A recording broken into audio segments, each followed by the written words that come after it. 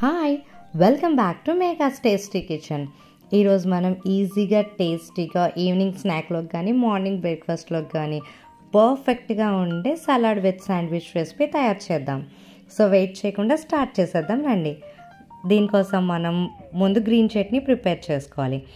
ముందుగా ఒక బౌల్ తీసుకొని 1 కప్ కొత్తిమీర, 1 కప్ పుదీనా, 2 పచ్చిమిరపకాయలు, చిన్న అల్లం ముక్క, కొంచెం ఉప్పు వేసుకొని మెత్తగా పేస్ట్ చేసుకోవాలి. ఈ చట్నీ అనేది మన రెసిపీకి మంచి టేస్ట్ ఇస్తుంది. తర్వాత మనం సలాడ్ ప్రిపేర్ చేద్దాం. ముందుగా ఒక బౌల్ తీసుకొని 1 కప్ ఉల్లిపాయ, 1 కప్ క్యాబేజ్, 1 టొమాటోని చిన్న ముక్కలుగా కట్ చేసుకొని వేసుకోవాలి.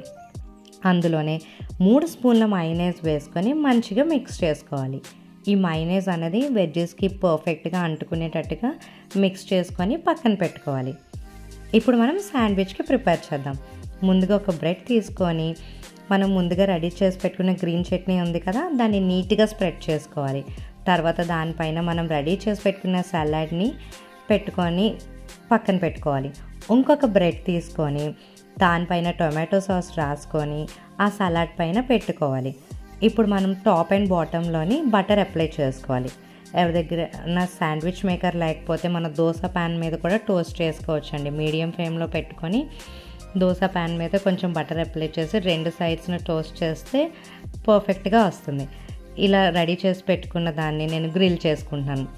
ఒక 1 or 2 మినిట్స్లోనే ఈ శాండ్విచ్ రెడీ అయిపోతుందండి. చూసారా ఎంత క్రిస్పీగా టేస్టీగా ఉండే salad with sandwich recipe ready. ఇది కిడ్స్కి కానీ ఆఫీస్కి కానీ పర్ఫెక్ట్గా ఉంటుందండి. ట్రై చేసి కమెంట్స్లో చెప్పండి ఎలా ఉందో. నా ఛానల్ని లైక్, షేర్ అండ్ సబ్స్క్రైబ్ చేయడం మర్చిపోకండి. Thank you for watching.